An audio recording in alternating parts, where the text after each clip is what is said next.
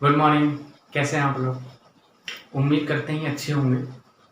आज हम लोग करने वाले हैं एडमिशन ऑफ अ पार्टनर का fourth topic, treatment of reserve and accumulated profit. सबसे पहले रिजर्व का मतलब समझो। रिजर्व क्या होता है?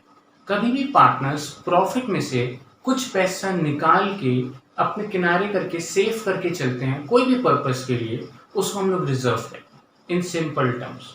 अब एडमिशन ऑफ अ पार्टनर में इस टॉपिक का क्या मतलब है? एक एग्जाम्पल लेते हैं।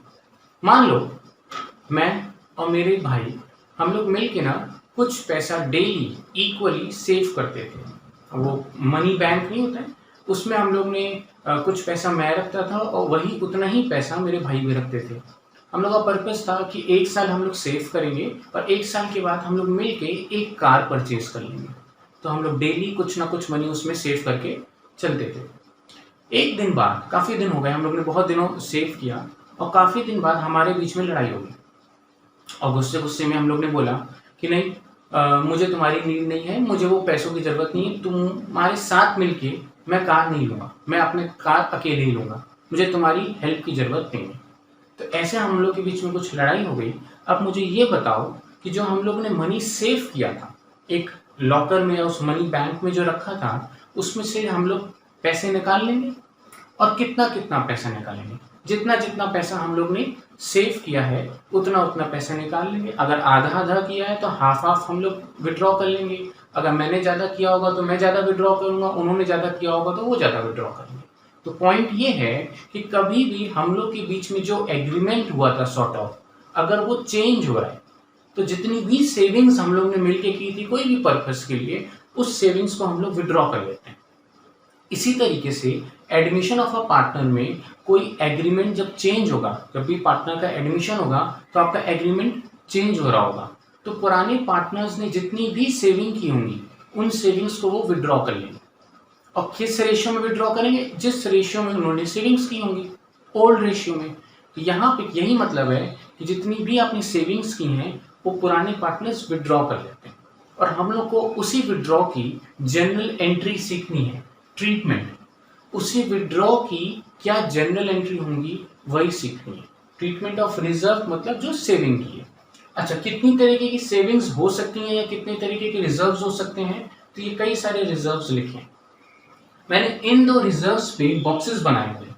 इन दो रिजर्व्स पे कुछ हम लोग आगे भी चल के डिस्कशन करने वाले हैं नेक्स्ट वीडियो में। बट इतने तरीके की सेविंग्स होती है। प्रॉफिट एंड लॉस मैंने दो बार लिखा हुआ है, यहाँ पे सीआर और यहाँ पे डेबिट।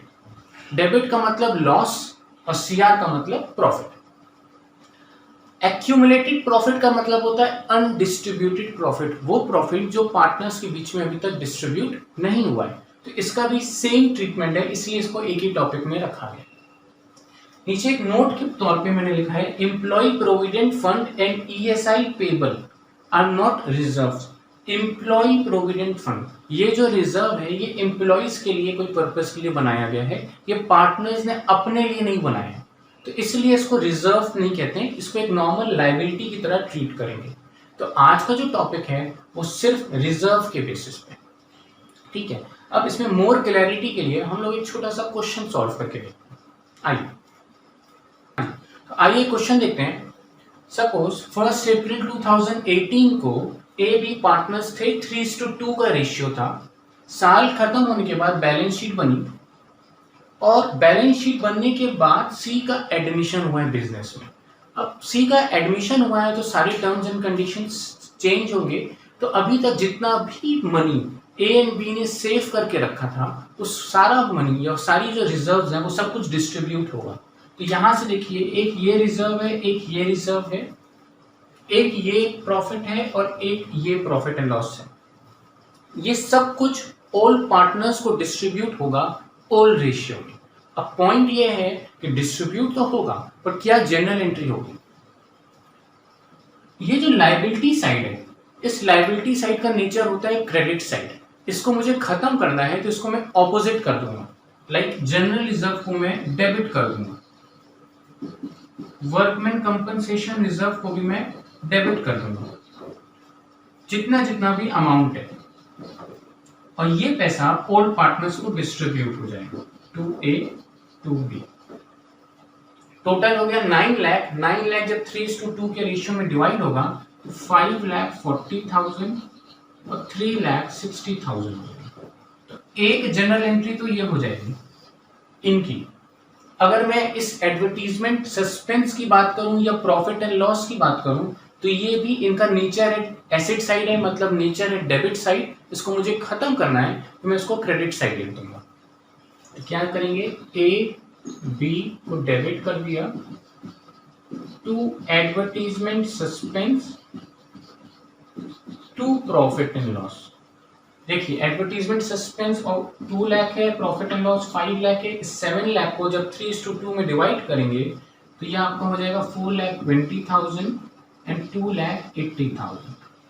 तो ये हो गई दूसरी जनरल एंट्री। तो बेसिकली सिर्फ और सिर्फ जनरल एंट्री पास करनी है। इस पूरे टॉपिक में यही सीखना था कि जितना भी रिजर्व होगा या जो अनडिस्ट्रीब्यूटेड प्रॉफिट होगा उसकी जनरल एंट्री क्या होगी। तो ये इस तरीके से जनरल एंट्री होगी। मैंने 2 बॉक्सेस बनाए थे, वर्कमैन कंपनसेशन रिजर्व और इन्वेस्टमेंट फ्लक्चुएशन रिजर्व।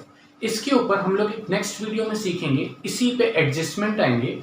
बट बाकी नॉर्मली आपको रिजर्व डिस्ट्रीब्यूट करना है ओल्ड पार्टनर्स को ओल्ड रेशियो में। और याद रखना एम्प्लॉय प्रोविडेंट फंड और ESI पेबल कभी भी डिस्ट्रीब्यूट ना करना, उसको एक नॉर्मल लायबिलिटी की तरह ट्रीट करें। ठीक है, तो आज के लिए वीडियो के लिए इतना। Thank you.